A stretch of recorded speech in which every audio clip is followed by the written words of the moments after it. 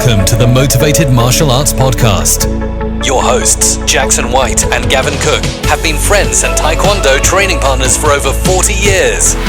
This podcast will bring you a mixture of their life stories, martial arts, and business experiences to motivate you in life and throughout your martial arts journey.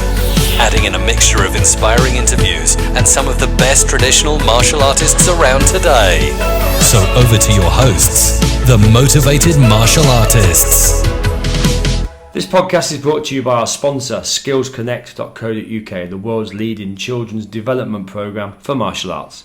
If you would like to know more about what the Motivated Martial Artists have lined up for the rest of this year, come along and see us at the UK Martial Arts Show in Doncaster Dome on the 2nd and 3rd of May, where we'll be on the main stage with our US partners, Skills Worldwide.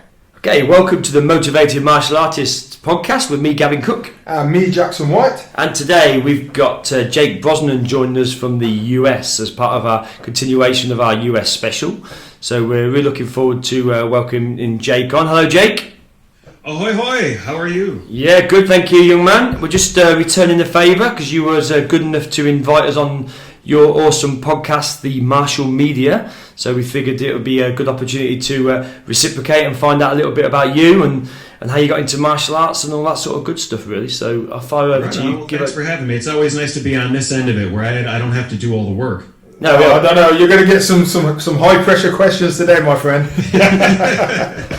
So just kick it off. So something we do and ask all of our guests. Just give us a little bit of a background. So it's particularly for our UK listeners, they may not have heard of you. So we want a bit of background. Who is Jake? How did you get into martial arts? What was your upbringing? And what are some of your motivations now you're in martial arts? Oh, goodness. Okay, so I've lived a weird life, man. I mean, most of the time I don't spend a whole lot of time talking about myself because most people think I'm full of it anyway when I do, because it's kind of ridiculous to believe. So I was born and raised, and so were my parents. I was a third generation Jehovah's Witness. Okay. So born and raised in that until I was 17 years old, which I'm not anymore. So for anybody wondering, I'm not going to start, pushing pamphlets on you. I know, right? We were holding our breath then. Right. This is why I came on, is to spread the good news. No, but basically, it was a very strange way to grow up, and I kind of take the live and let live approach to when it comes to religion, but that I have a particular disdain for stuff like that because of the amount of control it exerts over your mind and what it does to families, and so I got some good from it. From the time I was 5 years old, I did my first public talk, and I was going door to door and basically marketing and sales from the time I could speak and walk. Mm-hmm. But the downside was, among you obviously no birthdays, holidays, or anything like that, but you also couldn't do sports. And martial arts were something that were really frowned upon. So as a kid, I couldn't watch Power Rangers, Ninja Turtles, anything like that, which is funny now because the guys that made those shows are friends of mine. Okay. So it kind of came full circle on that. Brilliant. But I wasn't allowed to play football or baseball or any competitive sports at all. And I was I was a just regular young boy. I'd love to, wrestle and roughhouse and that type of thing. And you couldn't do that. And I was always kind of big for my age. So from a young age, it was, be careful, don't do this, don't do. So it was just, that thing in me that just wanted to be a little boy was kind of always squashed down. And once I turned, I don't know, I think I was like 12 or something like that, my dad, he could tell I needed something, because I started to get a little portly, and it's just like, well, what do you expect? I'm not doing anything. So when I was 13, he signed me up, which he wasn't supposed to do this because we were still in the religion, so we had to keep it a secret, but he signed me up for taekwondo classes. And I, at that time, obviously, when people don't know anything about martial arts, taekwondo is one of the most well-known, prevalent martial arts on the planet. So there's taekwondo schools everywhere. So I think it was just a matter of him kind of looking up, what seemed to have, what place seemed to have their stuff together the best. And taekwondo schools tend to have the nice schools and the mats, and they go in and they've got T's crossed and their I's dotted. And so it wasn't a specific stylistic choice. It was just, this place seems like the best in our area. Do you know what? We see that a lot. So both Gavin and I run schools, and parents, my students, we've got quite a lot of parents that I'm now really good friends with through mentoring their children and teaching them. And I always try and get a bit of feedback as to why they came to my school. And basically it was, we didn't know anything. They didn't know that you've done this or that, or you're a 5th degree, 10th degree, whatever it is. They don't care about that. They're looking for a environment which feels right for their children. Somewhere mainly in the local vicinity, but also where the instructor radiates that warmth, come into our club feeling, an all-inclusive feeling, rather than some of the other schools that some of my parents have been to, where it was the instructor couldn't communicate. He wasn't a very good, dare I say it, a salesperson. He was a martial artist, and that was it. But he didn't project what his club was all about very well to those potential customers. Well, and the issue can be that it can go too far in that direction too, because at the same time, taekwondo schools that have the grandmaster so-and-so to tout as their, the Korean grandmaster, because that was the thing. I trained exclusively under Korean grandmasters, and spent a lot of time in that culture, and not just American Korean grandmasters, but Koreans in Korea. Yeah. And in America, especially in the 70s, there was this kind of first wave of Korean grandmasters that really started to figure out the potential of it. You had the popularity of the Karate Kid that blew up, and they realized that taekwondo wasn't necessarily as marketable a term, so it would be Korean karate, or they would just market it as a karate school. Sure. Which, of course, now the downside to that is everything is karate to everyone that doesn't know anything. Yeah, it's all Korean karate over there, isn't it? I mean, we've just come back from the States last week, and we had a guest on recently who was talking about exactly the same thing, saying, like you say, the clubs in America, that through the sort of 70s and 80s, they wouldn't market it as taekwondo, as all Korean karate, or just so people resonated with that's the Karate Kid. We need to go in there because they know what they're going to do. Yeah, sure. Exactly. And so, what ended up happening was, at least from my observation, and I've been involved with a lot of organizations, met a lot of grandmasters, and so, what I'm about to say, I don't mean as people will listen to what I'm saying and go, well, he's talking. I'm not talking about anybody. I'm just sharing my experience, which happens to be fairly vast in this. These grandmasters came out and they realized that white people automatically assign a almost mythical stigma around Asian martial arts masters and grandmasters. And so when they came to, Western countries and taught martial arts, we were just gobbling it up, thinking they spent all their free time meditating under waterfalls. And then they kind of really started leaning into the business and marketing side of things, especially like a lot of them raised their kids to go to business school. And then as their kids start to take over, you got the Tony Robbins, almost car salesman-y approach to martial arts kind of popping out in the mid to late 90s to early 2000s. I mean, to now even, is when it really started like late 90s and on. I don't know if you guys had the same thing in the UK, but in the US, definitely. Well, we always joke in my school, and sometimes the students were like, I've not got to pay more money, Mr. Cook, and I'm like, well, taekwondo was take my dough, right? And but that was the thing is, so you'd get these schools that they would have, the grandmaster would basically get to a certain point, pass it on to their kids, and their kids would run the school, and they were kind of the figurehead of the organization, which is not a bad thing, but it would be used as a substitute for quality of training in some instances, not all, in some instances. And so the first school that I got started in, this is what kind of led me back to that, was because growing up the way that I did as a Jehovah's Witness, and then as I had been training in martial arts and had to keep it a secret, it was my little, I kind of felt like Batman a little bit. I'd go somewhere and put on this uniform and be Billy Badass, and then I'd go put on a suit and tie and pretend like I'm all prim and proper. Yeah. But once I started to fall away, I kind of, as I delved deeper into the religion and decided I didn't want to be a part of it anymore, martial arts kind of took over that role of religion and structure and hierarchy for me, which was a really bad thing, because it just provided me that thing that I needed to feel like you belonged, that there was a pecking order and you were moving up through it and you were valued, and you look at your instructors and grandmasters as these people that are they're above repute because they present themselves as that. They don't make mistakes, they don't mess up, and it was very militaristic, which is, the structure is good, but they encourage an environment where you expect so much of them, and they're always going to let you down over time because they're human beings. Yeah. So what ended up kind of happening at that first school was, right away they kind of realized, because of my background and affinity for public speaking and everything, and my comfort in front of people, and I picked up on martial arts really quick. I very quickly progressed. I trained 6 days a week. I was there all day, every day. And so at around my purple belt, which I think at that time was like third belt in, they were like, look, you're learning stuff real fast. You want to start helping in class. And that was the first time anybody had ever told me I was good at anything athletic. Right. So I was like, definitely, yes. So I went in, and that was the beginning of me beginning to learn how to teach. And I was, I think, 14 years old or something like that. I was young. So I was in there learning how to run classes, hold targets, lead groups, all that stuff. And eventually they had me start making lead calls, and then they had me start going to do events and generating leads, and appointments would come in, and I'd do private lessons. Then I was doing enrollments, and then it went from that to being a full instructor.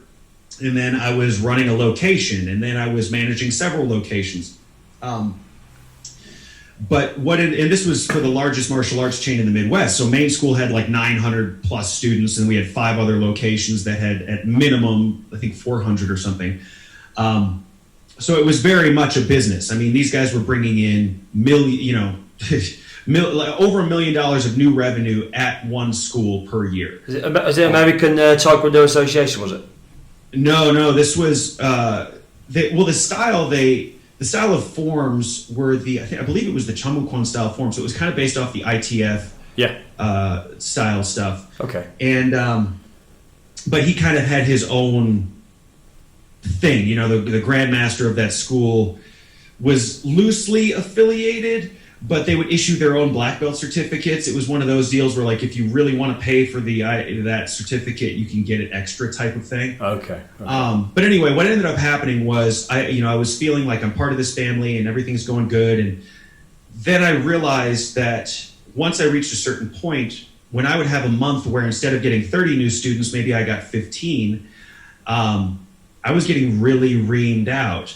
And so it kind of became clear to me after a while, and it became very, very clear at the end, that I was only as good as the money that I was generating for them, and the students at this school were really only as good to them as they continued to pay tuition. Now, there were exceptional ones that would go off to join the military or do something in business or industry, and they would leave and they'd be proud of them, and hey, you can come back whenever you want, because they would carry on they got to tout them as this person was a student here and now they're doing that.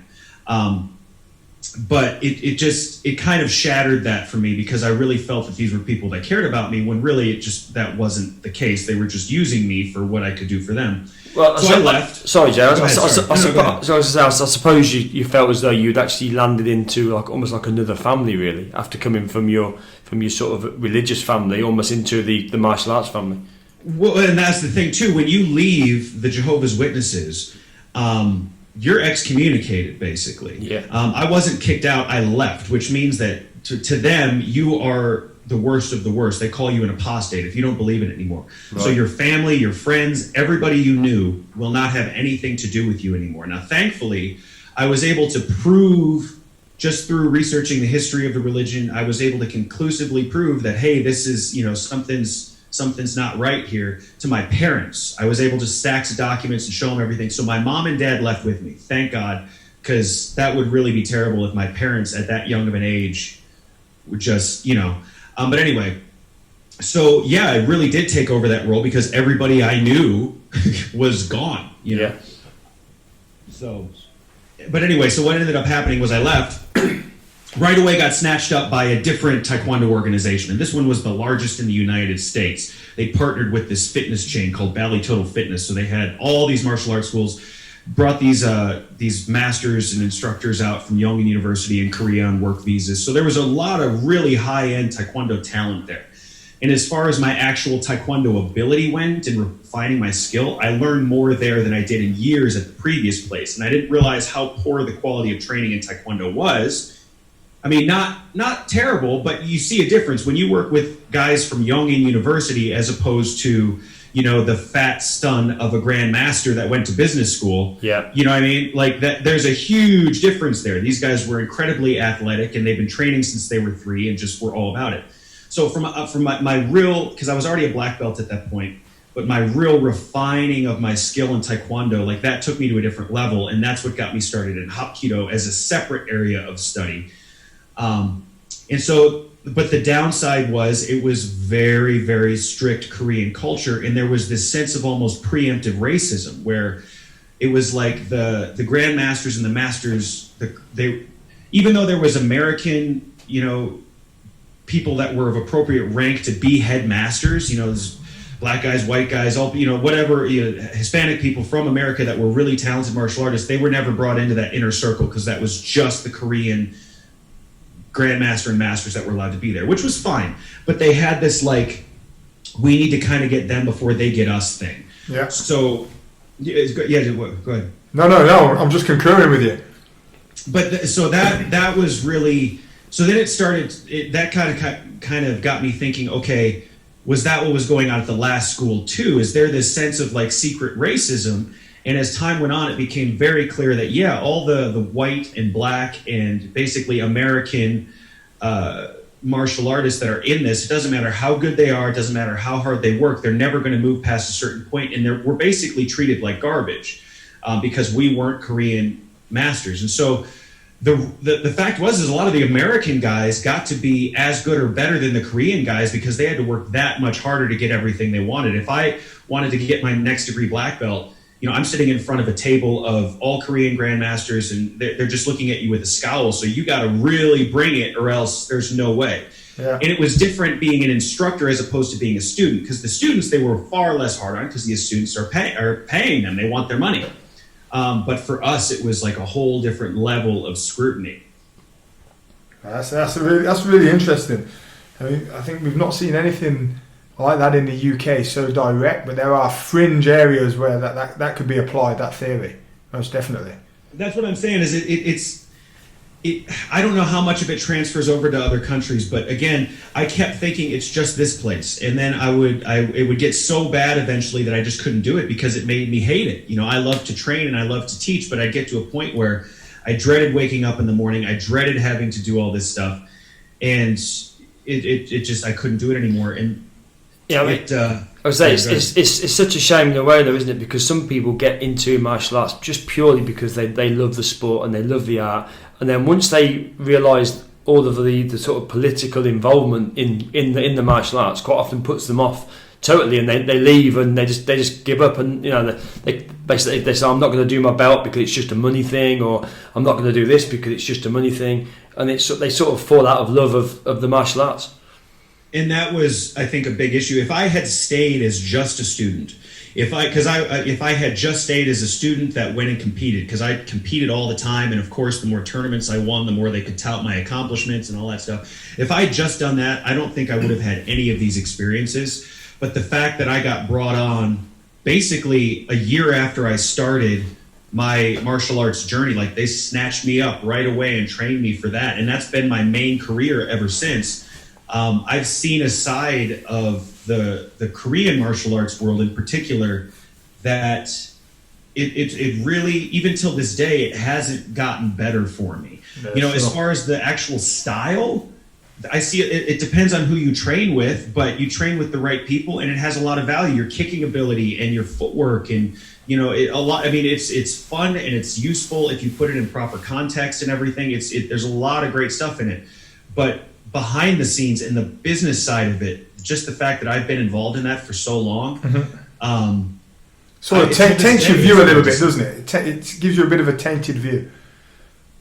I don't know if it's tainted or if it's authentic. I mean, because realistically, what's being presented to the student is fairly inauthentic. Yeah. I mean, because they're not really seeing who their instructors are, or what's going on behind the scenes. They're seeing the act that's being put on to get them to pay tuition. Now that's not everybody. So when I said earlier, when people are listening to this, I don't want them to get upset thinking I'm saying that's you, because I'm not. You only know if you're doing the best you can by your students. So if you're teaching and you're really trying the best you can to offer the best quality of instruction that you can, and to really offer the most authentic version of yourself to do the most good, then you got nothing to worry about. But there's a lot of people that lean into the role just to make money, and that I think is what I have really developed an issue with. I think, and it shows over time, doesn't it? I think when people initially walk into a martial arts studio or to a dojang, or wherever it is they're going to train, whether it's them training or whether they're bringing their kids along to train, right. Initially they don't really know too much about the instructor. They may have Googled them, or they may have looked at the reviews or whatever, but they don't know that much around them. But after a year or so of training with them, I think you'll soon start to realise, actually, is this just a money machine? Or is this instructor do they actually care about my children, or do they care about me? And I think, over time, these cracks start to show if it is purely a money machine.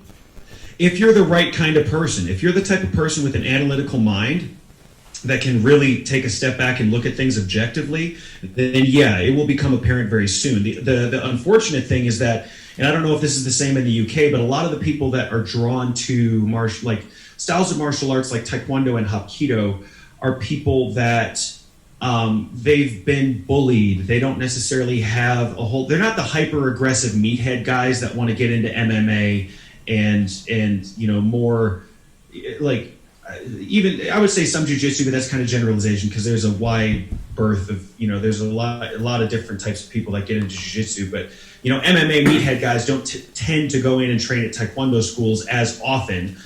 They might get coached in striking and stuff, but then they'll usually want to go for kickboxing. But my point is that it attracts people usually with a little bit lower of a self-image or self-esteem. Mm-hmm. Yeah. And so when you give them that sense of you're part of a pecking order, and now you're moving up in rank, and now you're a black belt, now you're a second degree, now you're a third degree, they really associate their identity with that, which can make it harder for them to see through, I think, some of those cracks you were talking about. Not everybody, but some. They make it such a part of their identity that, in the same way that Jehovah's Witnesses or other religions that are similar can't take a step back and look at themselves, because it would threaten their entire existence. I mean, the whole belief system is wrong. It's a cult, isn't it? Yeah, almost. I mean, and so there is a cult of martial arts that sucks people in, and that's another thing too, that once people get to these higher, they get their first degree, they move up second, third, fourth, fifth, it can turn into, because there's no expiration on it, which is one thing I always was curious about. Like, why don't your black belts and your certificates expire after a certain amount of time? Because you can have somebody that gets a belt, they don't train anymore because they're like, well, I went through the hard work, now I can just take a break or take all this time off, and they gain 50 pounds or whatever. Or they could not train for 10 years, and then they're still that rank. They can still say for the rest of their lives, I'm fourth, fifth, sixth degree, whatever. But that can be, I think, a real issue, because it turns into, they don't necessarily need to have the technical skill or be a good fighter or be able to apply the stuff practically, because if they train at a school that goes, well, you put in this amount of time, or you did this for the grandmaster or the master, so you got your next promotion, that stripe on your belt doesn't make you a better martial artist, but it gives them, in their little realm, in their little circle, it gives you more respect from that hierarchy that you're in. So people gravitate to that. Okay, just really interesting stuff, Jay. Just going back, I want to get a feel for your competitive days. Can you talk us through some of the competitions that you've entered? How you found those competitions? What sort of standards you got to? Yeah, so I started with the first school that I was at. They would do like kind of closed tournaments with all their schools, and so there was a lot of students that would go to these. So they would rent these auditorium or these like gymnasium areas and convert them. And so my first several tournaments as like a colored belt and then as a black belt were kind of in that realm, competing with other people from the same organization. And I always really liked, I started, obviously I did, would do forms and board breaking, and then I got into doing sparring, and I really gravitated towards the sparring end of things, because I'm like, okay, well, this is this is pretty visceral here. I like this. This gives me an application of if I can make this work. And then I would travel around and go to different tournaments with a few other people. We'd go to Chicago and, Texas and, just kind of wherever we could find ones. Once I started getting to the point where I really wanted to see how far I could go in the world of sparring, thinking about going to the Pan Am Games or thinking about going to, okay, I'm getting to that point now where I want to do this. I had my first really bad injury. I had my arm ripped out of the socket while I was training one day, and tore my labrum in my shoulder. And at first I'm like, okay, and I tried to let it heal, and it kept happening over and over again. It wasn't a minor tear; it was pretty bad. So it just kept popping out, and I couldn't function with it anymore. So I had to go in and get surgery, which basically took me out for 6 months of recovery, and I wasn't, and then you got a year to really get back to where you were because things atrophy, and it was not a fun process. And so by the end of that, I'd also kind of had some falling outs with some of the things that I described earlier, and I kind of just lost my competitive spirit for taekwondo. And so then I really started to focus on hapkido and kali, and FMA sparring really kind of took over for me. And so I got into full contact stick sparring and blade rule sparring. And that really scratched that itch for me, because something about holding a stick in your hand or a training knife, or people would bring chains and garden hoses, all kinds of weird stuff, and just going at it. That kind of scratched that itch where it's like, okay, this is real. There's no rules, and I get to still test myself. So that kind of took over that realm of sparring for me after things fell out in the taekwondo organizations I was in. Sure. So just talk us through those stick fighting type competitions. How does the rule system work on those? So it depends on the style, right? So you've got the more weak half style, which a lot of people have probably seen. It's where they're wearing those like almost kendo style helmets, and they're wearing like those really padded, almost red poncho looking things. Yeah. You know what I'm talking about? Yeah. And they use kind of thinner diameter sticks, and it's very flourishy and quick hits and things like that. That was never really my deal. I didn't like heavy padding, and I didn't, the whole keeping track of points thing.